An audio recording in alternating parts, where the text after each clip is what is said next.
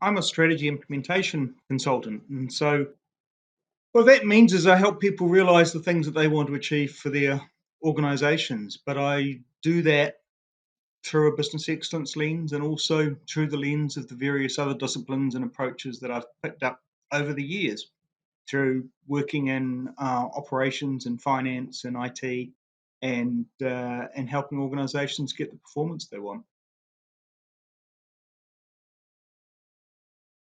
Sure. Look, I'm a director of Hague Consulting, and we've been around about 20 years in Wellington, New Zealand, but we work around the country and also around the world. And what we specialize in doing is helping organizations get results. So we help them make strategic choices and we help them define those choices so that they can realize them in ways that achieve their goals and the goals of their stakeholders. We work across public and private sector and also for not-for-profits. And we're a small consulting business, but we have an associate model, so we have a good network of people that we can bring in with specialist skills to help us at different times. And we like to think that we bring value by listening to what our customers have to say and helping them listen to their customers. Well, to me, business excellence is about having workplaces that can deliver great products or services and continuously looking at how they do that better. And that means taking a hard look at themselves first, assessing themselves, their leadership, their organization, the way they support their people in order to deliver for customers. Because if an organization doesn't care about itself and its people, it's unlikely to be delivering value to customers in a consistent way. And so we help people be a little bit reflective and also action oriented. But one of the most important things that I think business excellence teaches us is that you have to measure. You have to set goals and you have to measure. And there are, fortunately, a great range of tools to do that, from Lean Six Sigma right through to one of the tools that we use quite a bit, which is value stream mapping.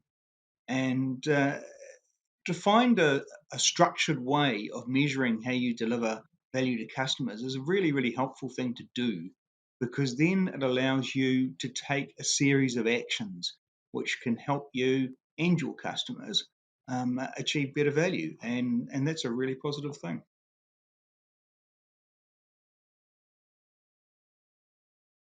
Bringing excellence to life is, for me, is about having a constant focus on the customer and having a constant focus on what it is that you're looking to achieve across the dimensions of people, process, technology, finance, across everything, and being able to coordinate and those different elements of a business to deliver. So, for instance, we can't deliver consistent value to our customers unless we have some systems and processes in place to ensure that we have consistency in what we do. And we can't help clients to uh, look after their people if we don't look after our own people. And that starts at a really basic level of welcoming people and making them feel included and supporting them and doing all the basic hygiene factors of human resource management, if you like, is just looking after your people, giving them a fair chance to succeed, supporting them, helping them when things get a little bit difficult, obviously paying them well and looking after them in terms of benefits and so on. But more importantly, is helping people thrive, letting people work they want the way they want to work, helping them develop themselves in ways that don't just suit your company but suit the person. I think it was Richard Branson had a wonderful quote about um, uh, we we develop people so that they can leave, and we look after them so that they stay. And I think that's a really good approach. And it's very, very difficult to as a consultant, preach to your clients about what they should do unless you're practicing it yourself, because you don't have the personal experience and you don't have the integrity behind you to do it. And it's really, really important to try as hard as you can to do the things that you say, even if it's on a smaller scale. As a smaller business, um, there are some things that we can't do that a big business can, but the other way around happens too. Sometimes it's easier for you to do things than a larger organization. But whatever, you should be the actions that you take as a business excellence consulting firm should reflect the practices that you're advising your clients to take.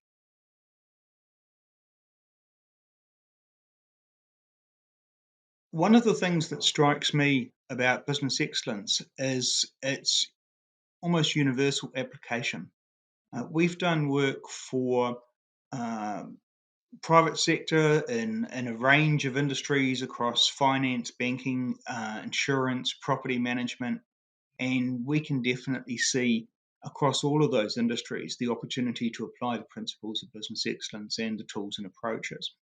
We've done quite a bit of work in the public sector. We've done work in health and social services and a range of other government ministries and so on, where it can be more difficult to define the customer and to define their needs, and you cannot measure success in terms of profits. And we find that business excellence is just as applicable in those contexts. We've also worked as a capability mentor in the social services sector, working to build capability among not for profits to provide social services. And in part of that, we worked with a very large faith based organisation which ran a range of ministries and social services. And we were able to take an approach with them to build their capability that was very strongly based on business excellence principles. And we just adapted the language and the outputs of that to reflect the values that they had as a faith based organisation, providing social services to some of the most vulnerable people in society. And it was really interesting how well the business excellence model resonated with them. And we take different approaches with different types of sectors we're working with. One of the things that we were able to do with that organisation was to take the concept of quality circles and develop a model using language that really worked with that audience about how small groups could make a change in the way that they delivered services and the way that they worked with their clients, and gave people control over their workplace. One of the issues with an organization like that is that they often bring in some of their clients as employees, either paid or unpaid, and so some of those people have had really challenging starts to life and have been redeemed, if you like, by their involvement with that organisation, and they are incredibly positive people and wonderful to work with, but often they lack both the skills and the confidence to express themselves and act in a work environment. And so by using the idea of continuous improvement in small teams, we were able to give those people agency and confidence to make small improvements that were within their control. And that helped build confidence and also improve the organization's performance at the same time. And it was a fantastic way of taking a very common aspect of business excellence and applying it in quite a different context from where it was conceived, but doing so successfully and building the confidence and the skills of individuals and the capability of the organization at the same time. And for us, that's a big win. The best way that we measure success is um, by the extent to which our business model is based on repeat and referral business. And the thing is that I'm also president of the Institute of Management Consultants in my country. And one of the ways that we measure the success of a management consultant and whether someone really is a consultant is their ability to sustain their business over a prolonged period. Because anybody can essentially call themselves a consultant or print a business card. You don't even need to do that anymore. But what really makes a difference is, do people trust you? And do they trust you again and again with providing advice and working with their teams and helping them deliver to their customers?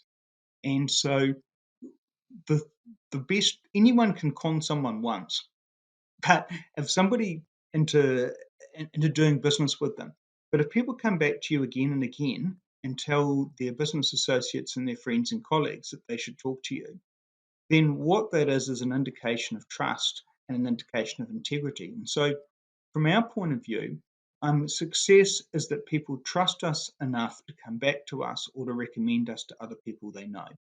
And that to me is the essence of good business.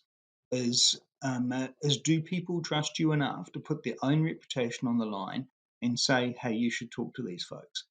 And that's a to me, it's, you can measure things in all kinds of ways, and I've developed lots of KPIs, and I've reviewed hundreds of them, and the ones that really matter are the ones that say, do people trust you enough to work with you again? When you're looking at employing people, one of the common interview questions with new staff or to managers who have managed people in the past is to say, would you employ that person again?